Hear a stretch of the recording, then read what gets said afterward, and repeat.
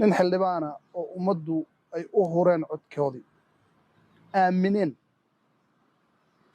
oo lacagihii iyo kharashaadkii loogu dhiibay ee isaga in uu ummadda si cadaalad ah inuu ugu kala gooyo ahayd isagaba dhaafsiisnayn iska dhaaf ummaddii waa nin mushaar haysta oo boqoran oo madaxtinimo la siiyey oo laga hebaysanayay oo haddana hantidii ummaddii u dhacay waxaasoo dhan ku helaya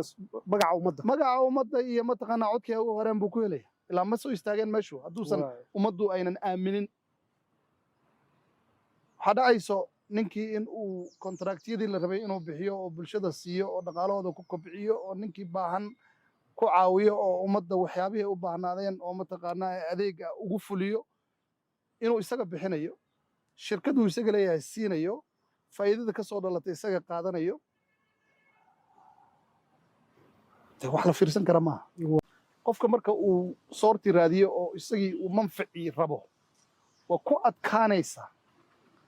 in uu mataqaanaa ummadda u dooda sida la doonayo inaan iska ilaaliyo waddooyinkaasi ay mareen qaar ka mid a qolooyinka iga horreeyey iyagana inaan iska ilaaliyo